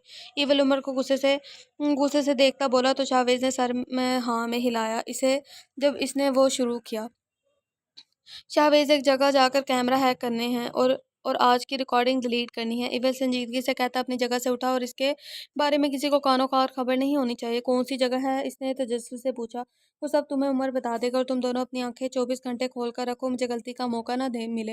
वो इन दोनों को वो सख्त लहजे में कहता वहां से बाहर निकल गया और बाहर आकर अपनी गाड़ी में बैठ गया और वहां से अपनी मंजिल की जानिब रवां हुआ। वो वहां से गया तो हम दोनों ने सुख का सांस लिया। जब शाहवेज़ की नज़र उमर की तरफ उठी, ये क्या हुआ है तुम्हारे मुंह पर? शाहवेज़ ने अपनी मुस्कुराहट जब्त करते हुए पूछा, क्योंकि उमर का चेहरा लग ही ऐसा रहा था कि जो देखे वो मुस्कुराए बिना ना रह सके। कुछ नहीं, बॉस ने मेरी गलती की सजा दी है मुझे, उमर मुंह बनाकर बोला। तो शाहवेज़ को अपना कहकर रोकना मुश्किल लगा और वो जोर से कहकर लगाकर हंसने लगा, जबकि उमर मुंह बनाकर बाहर की जानिब चल दिया और शाहवेज़ जो लगातार हंसने में मसरूफ़ था, इसे बाहर जाता देखकर इसके पीछे लपका। बहुत बड़ा नॉवल है, बहुत बड़ा होने वाला है ये। वो कब से बेड पर लेटी छत को घूरे जा रही थी। खाना खाकर अपने वालिदैन को, अपने माँ बाप को आराम करने का कहकर वो खुद भी अपने कमरे में आकर बेड पर लेटी थी सोने के लिए, मगर नींद आंखों से कोसों हुई थी। बस बार बार इसकी आंखों के सामने वो मंजर लहरा रहा था, जिसकी वजह से ना इसे नींद आ रही थी ना सुकून। फिर उठकर फ़ोन उठाया और सानिया को फ़ोन किया। सानिया, जो कि सबके खाना खाने के बाद लाउंज के सोफे पर बैठ कर ताहा और अपनी माँ से इनके डॉक्टर से होने वाली गुफ्तगू के बारे में पूछ रही थी। भाई, आप मुझे क्यों नहीं बताते कि डॉक्टर ने क्या कहा? सानिया आंखों में आंसू लिए बोली। तो ताहा ने अपनी प्यारी बहन को देखा। मेरी प्यारी गुड़िया, कुछ नहीं हुआ। बाबा को डॉक्टर कहते हैं कि वो बहुत टेंशन लेते हैं किसी बात की, बस इसीलिए। लेकिन तुम फिक्र मत करो, मैं हूं ना, कुछ नहीं होने दूंगा इन्हें, ताहा ने मोहब्बत भरे लहजे में कहा। अपनी प्यारी बहन को समझाने की कोशिश की तो वो अपने आंसू साफ करके जल्दी से हाँ में सर हिला गई। जब ताहा ने इसे आराम करने को कहा तो सानिया अपने कमरे में आकर बेड पर बैठ कर रोने लगी कि जब कि अचानक ही फ़ोन बजा तो इसने ऐसे ही कॉल यस कर ली जब दूसरी तरफ से रूही की आवाज़ गूंजी, हेलो कैसी हो सानिया, आज यूनी क्यों नहीं आई थी। रूही कॉल यस होते ही इसे यूनी ना आने की वजह पूछने लगी, मगर आगे आगे मुसलसल खामोशी महसूस करते वो दोबारा हेलो सानिया बोली। रूही मैं ठीक हूँ, तुम सुनाओ कैसी हो। सानिया अपने आंसू साफ करके रूही को अपना बताकर इसका हाल पूछने लगी। मैं भी ठीक हूँ, मगर मुझे तुम ठीक नहीं लग रही। सानिया क्या हुआ है, सब ठीक तो है ना। रूही इसकी भारी आवाज़ सुनकर फिक्रमंदी से बोली तो सानिया एक बार फिर से रो पड़ी। रूही तुम्हें तो पता है कि बाबा को अभी कुछ दिनों पहले हार्ट अटैक हुआ है और इसके बाद इनकी तबीयत कुछ ठीक नहीं रहती, तो आज इनके डॉक्टर के साथ अपॉइंटमेंट थी, इसीलिए नहीं आई मैं आज यूँ नहीं। सानिया ने सुसु करते हुए कहा तो रूही की आंखों में से एक आंसू बहने लगा। सानिया यार चुप हो जाओ, क्या हो गया तुम्हें, अंकल को कुछ क्या हो गया तुम्हें, अंकल को कुछ नहीं होगा, हम हैं हम अंकल के लिए बहुत सारी दुआ करेंगे। रूही मासूमियत से बोली तो सानिया को थोड़ा हौसला हुआ और वो चुप हो गई। फिर 15 मिनट 20 मिनट तक दोनों इधर उधर की बातें करती रही। तो रूही ने सानिया को आराम करने का कहा और फ़ोन बंद कर दिया। तो सानिया ने भी फ़ोन साइड पर रखकर आंखें मूंद ली और थोड़ी ही देर में नींद के आगोश में ले लिया चली गई। लेकिन रूही वैसे ही परेशान थी। इसके लिए बेड से उठकर कमरे से बाहर नीचे किचन में चली गई। किचन में आई तो सामने ही फरवा बेगम चाय बना रही थी। मामा आप सोए नहीं, रूही ने इनके पास आकर पूछा तो फरवा बेगम ने अपना सर नाम में हिलाया। सोई थी, फिर जल्दी ही उठ गई तो सोचा चाय बना लो। उन्होंने चाय कप में निकालते हुए कहा और फिर ट्रे उठाकर किचन से बाहर लाउंज में रखे टेबल पर रखी और साथ ही खुद भी वहां मौजूद काउच पर बैठ रूही जो अपनी मामा से बात कर रही थी इन्हें किचन से निकल जाता देख तो खुद भी इनके पीछे आई और फरवा बेगम के साथ मिलकर इनके कंधे पर सर रखकर आंखें मूंद रही, जिस पर फरवा बेगम हैरान हुई क्योंकि क्योंकि वो अक्सर तब ऐसा करती थी जब वो उदास होती थी। क्या हुआ रूही, आप ठीक तो हो ना। वो फिक्रमंदी से रूही के हाथ पर हाथ रखकर बोली, जी मामा मैं ठीक हूँ, बस मैं सानिया की तरफ से थोड़ी परेशान हूँ। और वो इनकी फिक्रमंद लहजे को समझ कर बोली क्योंकि वो कहाँ चाहती थी कि इसकी वजह से कोई परेशान हो। क्यों, क्या हुआ है सानिया को। फरवा बेगम भी थोड़ी हैरानगी से बोली कि इनकी बेटी सानिया की वजह से क्यों परेशान है। तो रूही ने फरवा बेगम को अपने और सानिया के दरमियान होने वाली गुफ्तगू बताई तो वो बोली कि जल्द ही वो सानिया के घर इसके अब्बू की तबीयत का पूछने जाएंगी। तो रूही थोड़ी पुरसुकून होकर चाय पीने लगी और फरवा बेगम को भी चाय का कप पकड़ाया तो वो भी चाय पीने लगी। तभी अफनान साहब लाउंज में दाखिल हुए। वाह भाई, आज तो माँ बेटी हमें चाय भी नहीं पूछ रही। अफनान साहब मुस्कुराकर कहते इनके साथ सामने वाले काउच पर बैठ गए। तो फरवा बेगम ने चाय वाला तीसरा कप इनकी तरफ बढ़ाया तो अफनान साहब ने मुस्कुराकर पकड़ लिया। तो वो गौर से रूही का चेहरा देखने लगी। रूही बेटा आप ठीक तो है ना। उन्होंने रूही के दांत चेहरे को देखा। जी बाबा मैं ठीक हूँ, बस सानिया को लेकर कुछ परेशान थी। वो अपने बाबा को देखकर ज़बरदस्ती मुस्कुरा कर बोली। सानिया को लेकर क्यों परेशान है, वो पूछे बगैर ना रह सके। तो रूही ने इन्हें सानिया के अब्बू की तबीयत के बारे में बताया, जिसे सुनकर अफनान साहब बोले चले ठीक है, फिर कल शाम तैयार रहेगा, इनकी खैरियत के लिए जाएंगे। अफनान साहब ने इनकी बात सुनकर कहा तो वो जल्दी से बहाना बनाकर उठी अपने कमरे में चली गई। मगर अफनान साहब को पुरसोच निगाहों ने रूही के बहाने को समझते हुए मुस्कुराने लगे। आप रूही का ख्याल रखा करें, मुझे वो कुछ परेशान लग रही थी। अफनान साहब एकदम से बोले तो वो हैरान हुई, मगर फिर बाप की फिक्र समझकर हाँ मैं सर हिला गई। वो ऑफिस से बाहर निकला तो इसका सेक्रेटरी और गार्ड फ़ौरन ही चौकन्ना हुए और एक गार्ड ने आगे बढ़कर गाड़ी का बैक डोर खोला तो वो शहाना चाल चलता हुआ गाड़ी में बैठ गया और आंखें मूंद के गाड़ी की स्टार्ट की सीट पर सर टिका लिए। जबकि इसके इसके बैठते ही इसका सेक्रेटरी भी फ्रंट सीट पर ड्राइवर के साथ बैठ गया और ड्राइवर को गाड़ी चलाने का कहा तो ड्राइवर ने फ़ौरन ही गाड़ी स्टार्ट कर दी। जबकि पीछे मौजूद गाड़ियां भी गार्ड्स ने गाड़ी चला दी। जब इसकी नज़रों के सामने एक चेहरा आया तो वो फ़ौरन सीधा होकर गाड़ी की सीट से टेक लगा कर बैठ गया। वो जो काम कहा था वो काम हुआ हुआ कि नहीं। वो गाड़ी की अगली सीट पर बैठे अपने सेक्रेटरी आसिफ से सरदवाज में मुखातिब हुआ था। जी सर, मैं इस बारे में पता लगाने की कोशिश कर रहा हूँ, कल तक इसकी सारी इन्फॉर्मेशन मिल जाएगी। वो उसकी सर आवाज़ सुनकर जल्दी से बोला, ओके कल सारी इन्फॉर्मेशन की फ़ाइल मुझे मेरे कैबिन में चाहिए। और यहाँ संजीदगी से कहता वापस से आंखें मूंद कर गाड़ी की सीट पर सर टका गया था। थोड़ी देर बाद जब गाड़ी अपनी मतलूबा जगह पर आर्यान विला के सामने रुकी तो वो जो आंखें मूंदे बैठा था सीधा हुआ। तो गार्ड ने आगे बढ़कर गाड़ी का दरवाज़ा खोला तो वो गाड़ी से बाहर निकला और अपने कदम अंदर की तरफ बढ़ा गया। जैसे ही वो अंदर दाखिल हुआ तो अपने कदम कमरे की जानिब बढ़ा दिए। कमरे में आया तो सामने खूबसूरत सा बुके के रंग-बिरंगे फूलों से भरा हुआ था। पहले तो वो ठटका कि ये किसकी हरकत है, फिर कुछ मगर फिर अपने कदम इस टेबल की तरफ बढ़ा दिए जहाँ वो बूके पड़ा था। इस बूके को उठाकर देखा तो इसमें एक चिट भी मौजूद थी। वो चिट खोलकर देखने लगा जिसमें कुछ लिखा हुआ था, आज की शाम मेरे नाम। इस चिट में मौजूद फ़कत ये छोटी-सी तहरीर पढ़कर वो मुस्कुराया था। तुम्हारा कुछ नहीं हो सकता। वो खुद कलामी करता इस चिट को वापस बूके में रखा था। मुझे लगता है ये कोई लड़की है, या इसकी बहन है, या उसका दोस्त अली है, हो सकता है। जो कि टेबल चिट पर खोलने से पहले वो बुके रख चुका था। फिर वार्डरूम की तरफ आया और कपड़े लेकर फ्रेश होने चला गया। कुछ देर बाद वो फ्रेश सा वॉशरूम से बाहर निकला और शीशे की जाने के सामने जा रुका। डार्क ब्लू रंग की जीन्स पैंट के ऊपर शर्ट पहने वो खुद को आईने में देख रहा था। सफ़ेद रंग, डार्क ब्राउन आंखें, पतली सी नाक, हल्के गुलाबी अनाबी लब, वो जो हर वक्त आपस में व्यस्त रहते थे। खूबसूरत सा चेहरा जिस पर हमेशा संजीदगी छाई रहती और कसरती बदन जो इसे और पुरकशिश बनाता था। ये 30 साला नौजवान आर्यन मुर्तज़ा किसी को भी अपना असीर बनाने में दो पल न लगाता। फिर माथे पर बिखरे बाल, गीले बालों को बनाकर ड्रेसर पर पड़े वॉच उठाकर बाएं हाथ की कलाई में पहनकर फ़ोन और गाड़ी की कीज़ उठाकर कमरे से बाहर निकल गया। एक तो राइटर ने भाई बता दे कि तीखी नाक है, फलानी है, ये सारी चीज़ें बतानी होती है उसमें। आर्यन सर, आपके लिए कॉफ़ी बना कर लाऊं? मुलाजमा ने इसकी तरफ देखकर पूछा, जो सीढ़ियों से उतरकर बाहर की जानिब जा रहा था। मुलाजमा की बात सुनकर इसके कदम रुके। नहीं, मैं भी बाहर जा रहा हूँ, वो ये कहता वहाँ से बाहर की तरफ आया और अपनी गाड़ी जो कि पोर्च में पार्क थी अपनी गाड़ी की जानिब गया। तो इसे देखकर गार्ड ने आगे बढ़कर गाड़ी का दरवाज़ा खोलना चाहा, लेकिन इसने हाथ के इशारे से मना कर दिया और गाड़ी का दरवाज़ा खोलकर ड्राइविंग सीट पर बैठकर गाड़ी स्टार्ट कर दी और अपनी मंजिल की जानिब रवाना हुआ। मलिक इस वक्त अपने कमरे में सोफे पर बैठा यही सोच रहा था कि कौन इसे इस तरह से बर्बाद करने की हिम्मत कर सकता है। कि दरवाजे पर दस्तक हुई। आ जाओ। शायद वो जानता था कि आने वाला कौन है। बॉस, अभी थोड़ी देर पहले हमारा एक आदमी बहुत बुरी हालत में मिला है। इदरीस मलिक का खास आदमी से बता रहा था। जिंदा है या वो भी मर गया? मलिक इदरीस से सवाल करता कहता है, जब वो हमें मिला तो जिंदा था, लेकिन इसने अपनी सांसें उखड़ने से पहले कुछ बताया है। बॉस इदरीस ने मलिक की तरफ देखकर कहा, तो मेरी शक्ल क्या देख रहे हो? जल्दी बोलो। मलिक गुस्से से बोला, बॉस, इसने बताया कि पहले दो लड़के इसे मार रहे थे, मगर फिर वहाँ एक लड़की आई जिसे देखकर इनमें से एक ने इस पर गन रखी। एक नौजवान शख्स जिसका चेहरा हुडी में छुपा हुआ था इसके बीच में आ गया, जिसे देखकर इसका एक आदमी जिसने इस लड़की पर सर पर गन रखी थी पीछे हुआ, और वो इसे बॉस कह रहा था और इसने एक और नाम भी लिया था, लेकिन वो ठीक से सुन नहीं पा रहा था। एरियल ईवल। हाँ, शायद वो यही कह रहा था। इसके बॉस का नाम ईवल है। इदरीस ने मलिक को सारी बात बताई तो वो कुछ देर के लिए खामोश हो गया। इसका मतलब ये जो भी है बहुत चालाकी से मेरी इंफॉर्मेशन रखता है, लेकिन शायद वो भी मुझे जानता नहीं है, इसलिए मेरे आदमियों को मार रहा है, वरना अब तक वो जिंदा ना होता।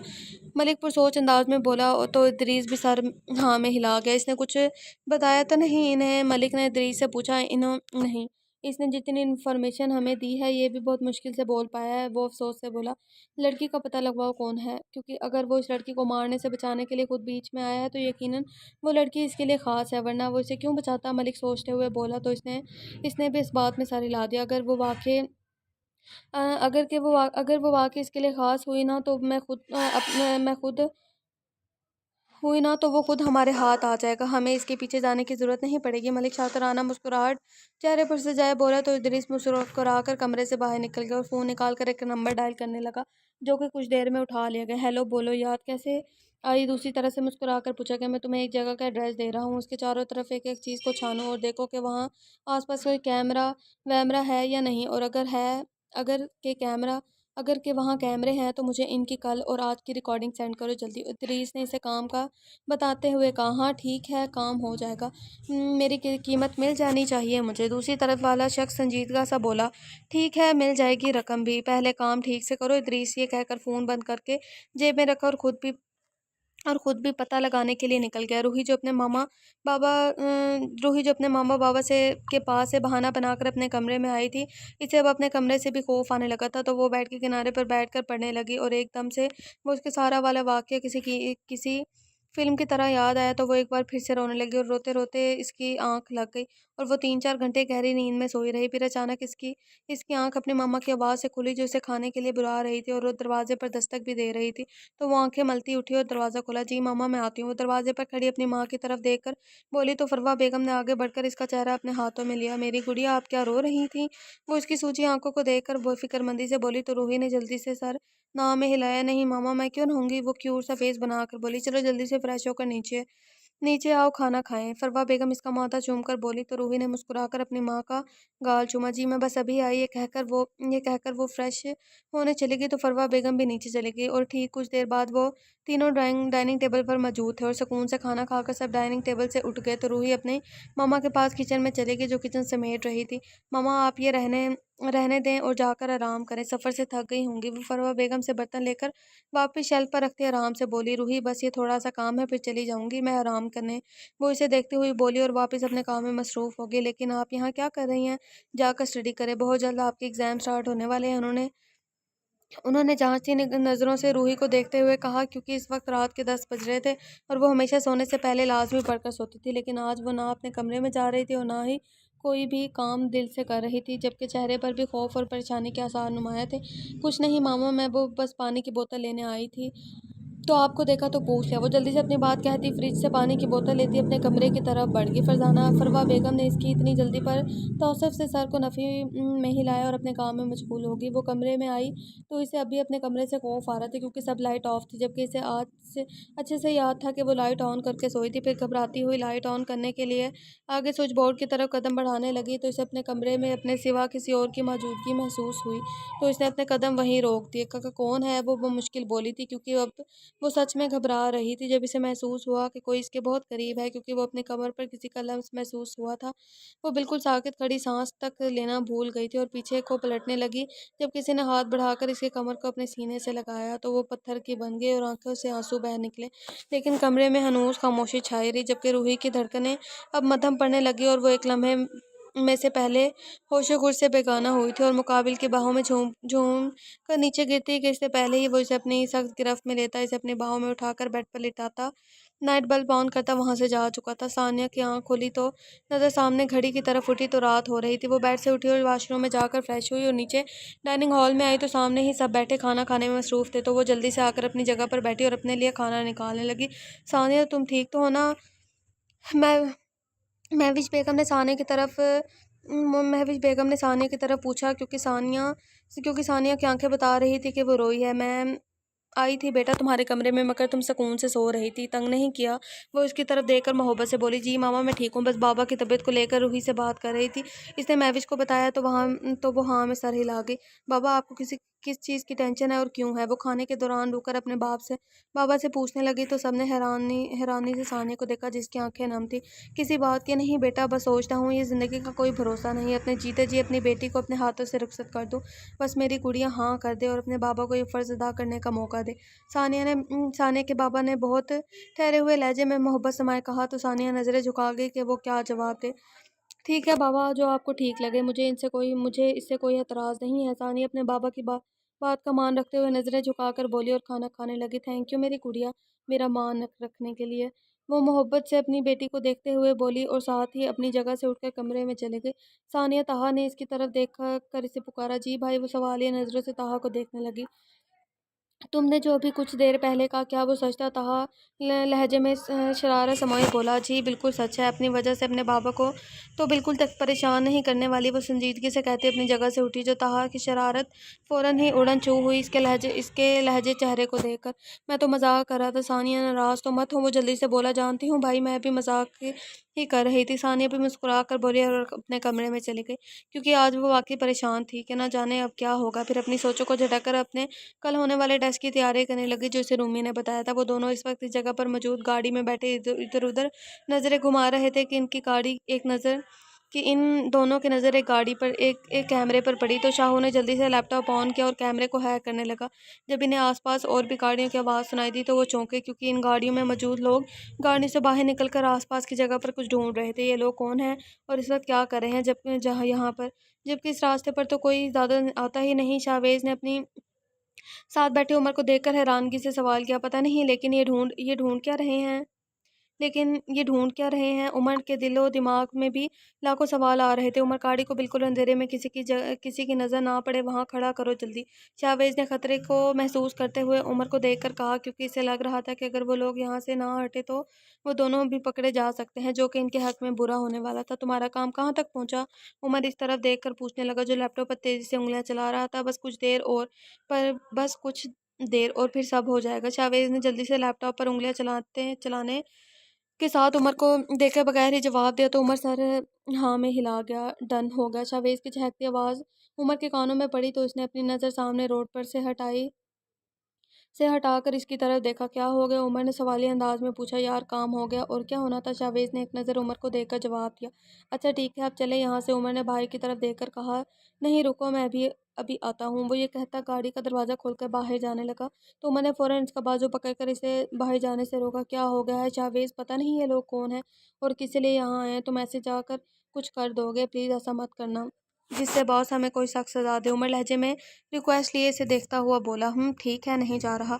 शाहवेज इसकी बात सुनकर बुरा सा मुंह बनाता बोला, और तभी कुछ गाड़ियां बहुत तेजी से इनके पास से गुजरी तो दोनों ने आसपास से गुजरते ही अपनी गाड़ी को वहां से आगे बढ़ा दिया। कहीं किसी ने हमें देख ना लिया हो, वरना बहुत बुरा होगा, वो घबरा कर बोला, क्योंकि इतना तो वो जान गए थे कि जो गाड़ी इनके पास से गुजरी थी वो कोई आम नहीं थी। अब कहाँ चले वो हल्की सी आवाज में मिनमिनाया, क्योंकि इसे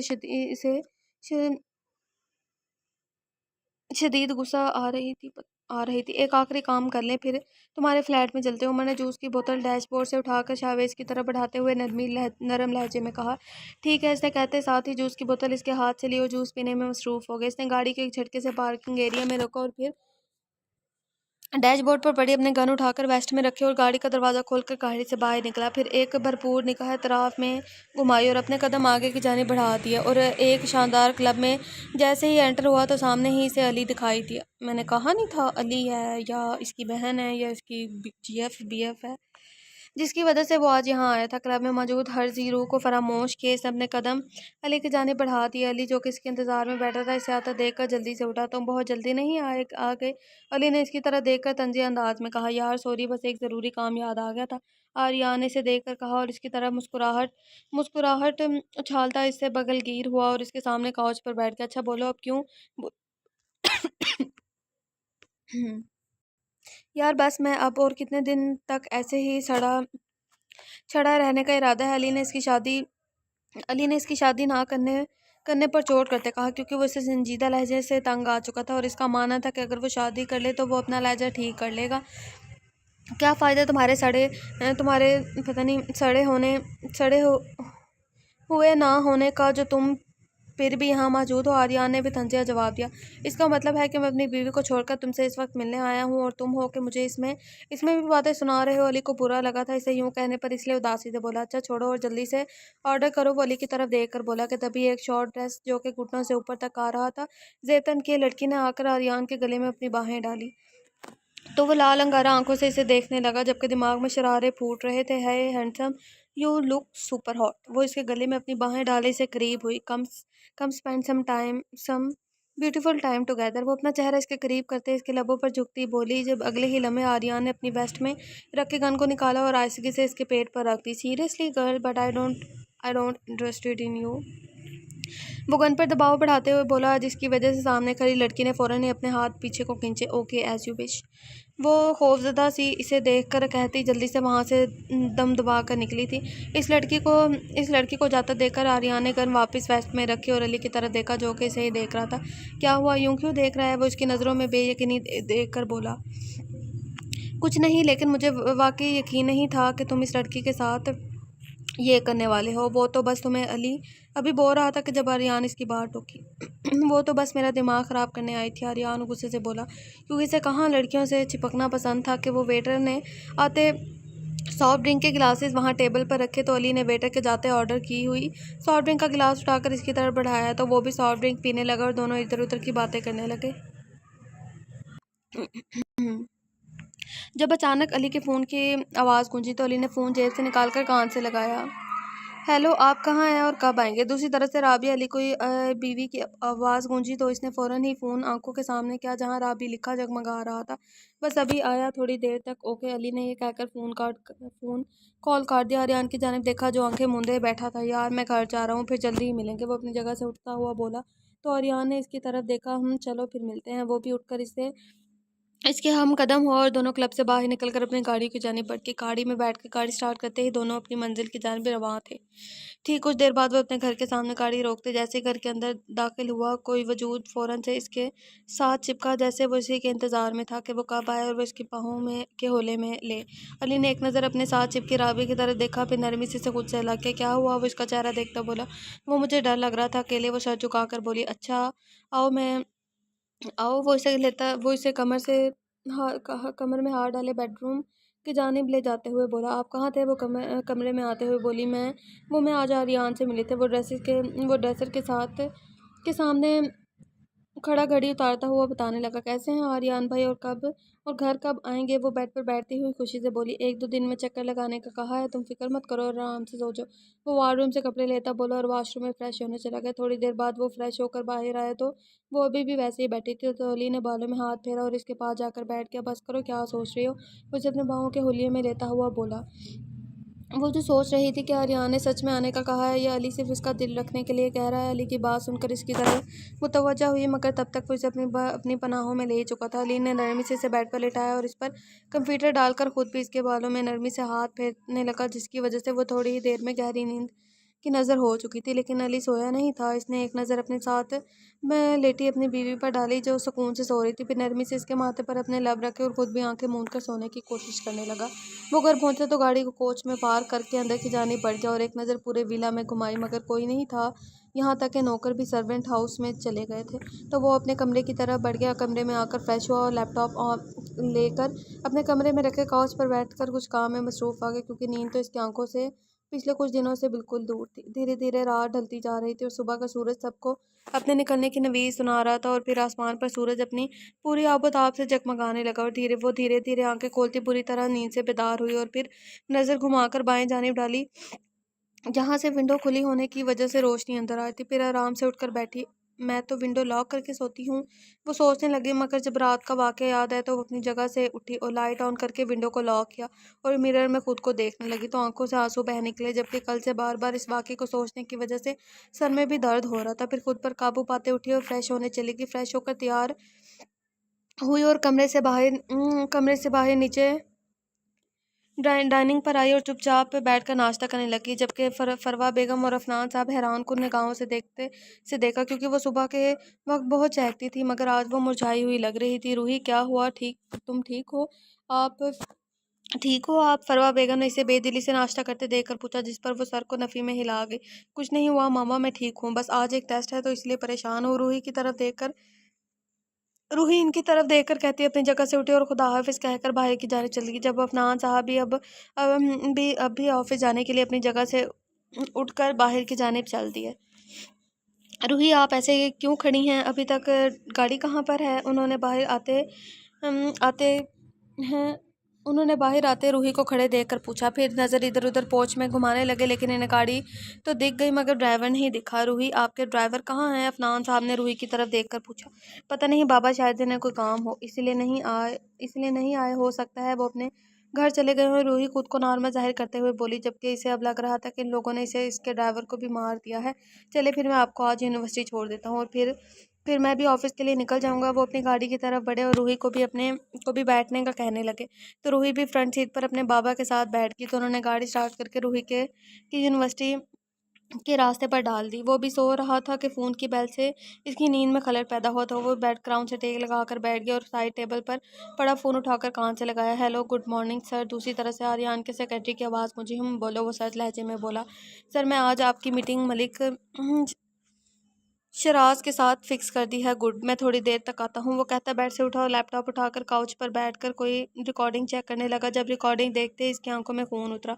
ये अच्छी बात नहीं है, तुम्हें इसकी सज़ा मिलेगी। वो खुद से कहता अपनी जगह से उठा और फ्रेश होने चला गया। फ्रेश होकर वो बड़ा अच्छा लग रहा था। खुद को मिरर में देखता बाल बना कर ड्रेसेस पर पड़ी अपनी घड़ी ड्रेसिंग टेबल पर पड़ी अपनी घड़ी उठाकर पहनने लगा। फिर मोबाइल और गाड़ी की कीज उठाकर नीचे आ गया, जहाँ हस्बे मामूल डाइनिंग पर नाश्ता तैयार था और वो कुर्सी पर बैठकर नाश्ता करने लगा। लेकिन दिमाग में शरारे फूट रहे थे, जबकि आसपास खड़े मुलाजिम भी इसकी आंखों में ये सुर्ख सुर्खी देखकर कप आए, जो कि ऐसा लगता कि अभी खून बह निकलेगा। वो नाश्ता करके अपनी जगह से उठा और बाहर की जानिब चल दिया। इसे बाहर देखकर गार्ड ने जल्दी से गाड़ी का दरवाज़ा खोला, तो वो भी गाड़ी में बैठ गया। तो ड्राइवर ने गाड़ी स्टार्ट करके रोड पर डाल दी। अभी वो आधे रास्ते में थे जब आर्या ने बाहर की जानिब नज़र की तो पलटना ही भूल गया। वो वही थी जिसे एक नज़र देखकर वो बार बार देखने का ख्वाहिशमंद था।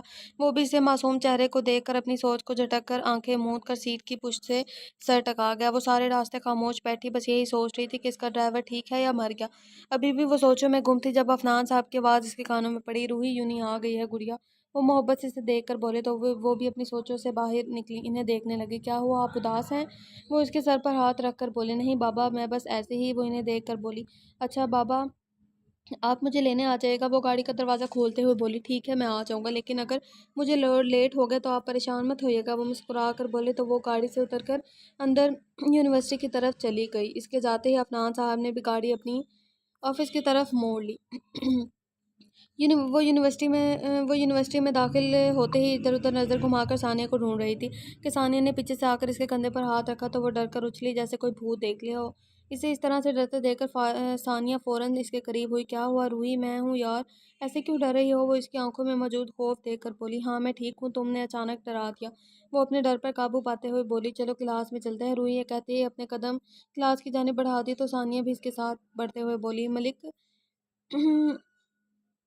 मलिक डाइनिंग पर बैठा नाश्ता कर रहा था जब इसका खास आदमी इसके पास आया। बॉस, मैंने कल इस जगह को छान का चप्पा चप्पा चांद मारा मगर कुछ नहीं मिला।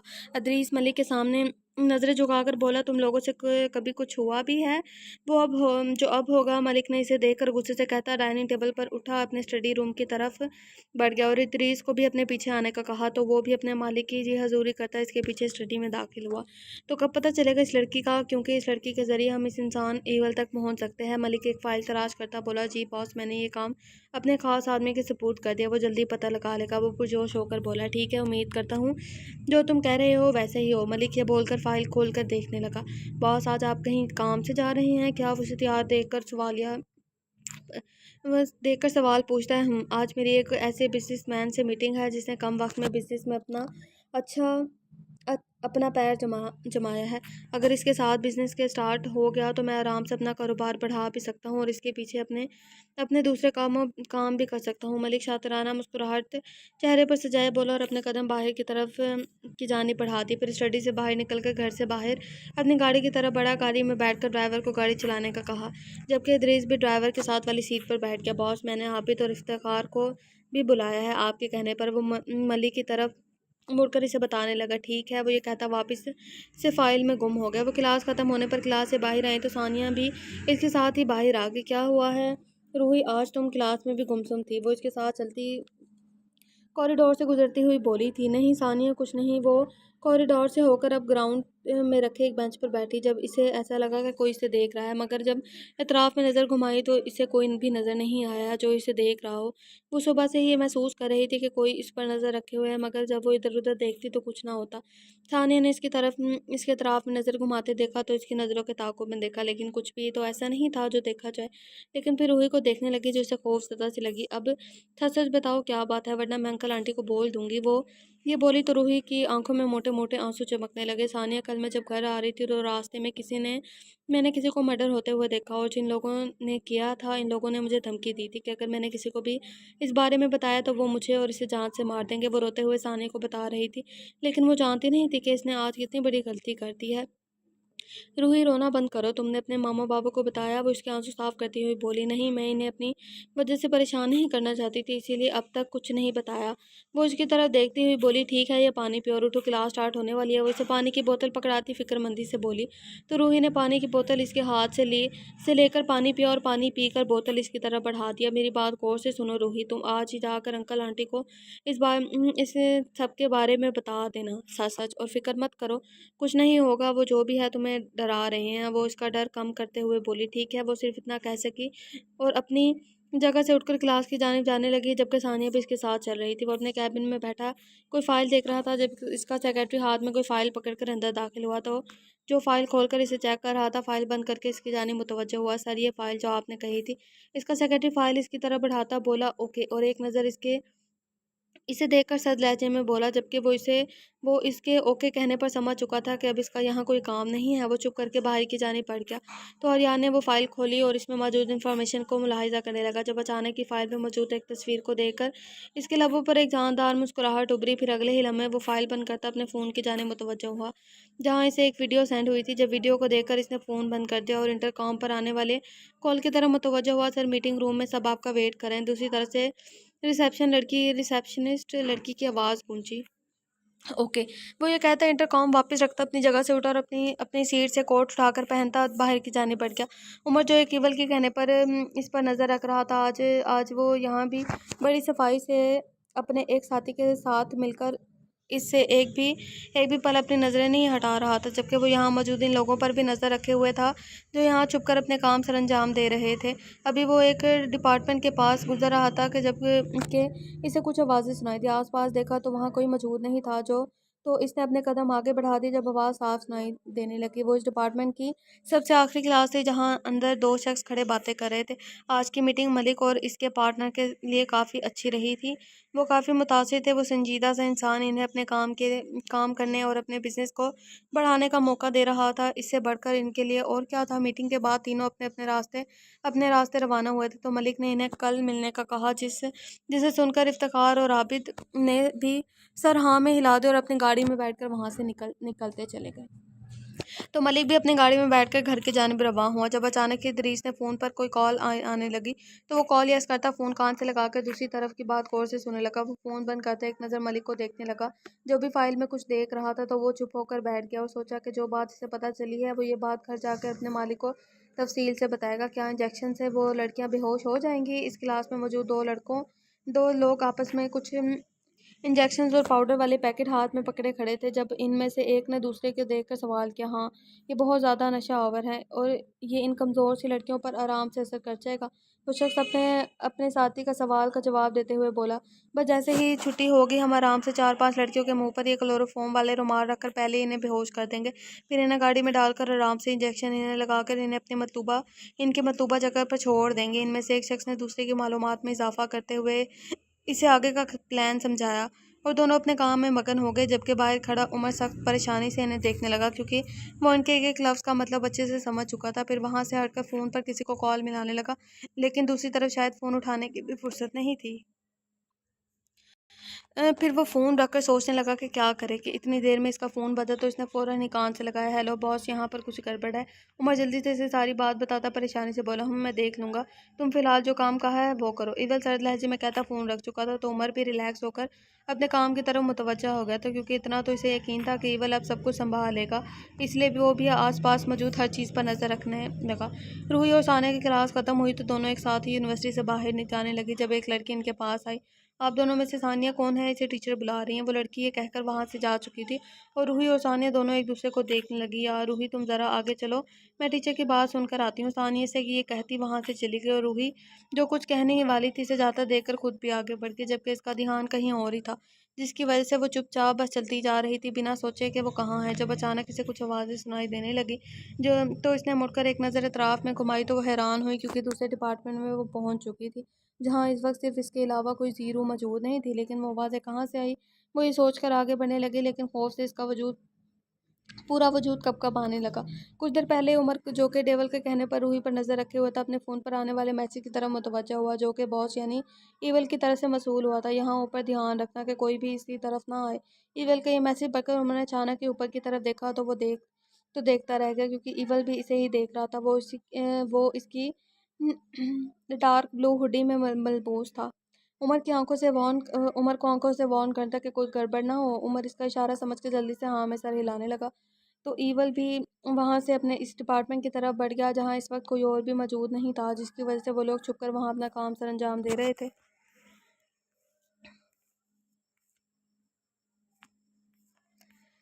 तो हम अपने एपिसोड को यहीं पर एंड करते हैं, मिलते हैं नेक्स्ट एपिसोड के साथ। ये नावल लॉन्ग है क्योंकि राइटर ने बहुत बहुत लॉन्ग लिखा हुआ है। तो मिलते हैं नेक्स्ट एपिसोड के साथ। अपना बहुत सारा ख्याल रखिएगा और मुझे भी दुआओं में याद रखिएगा, क्योंकि आजकल मेरी तबीयत ठीक नहीं है। ठीक है, ओके, अल्लाह हाफिज़।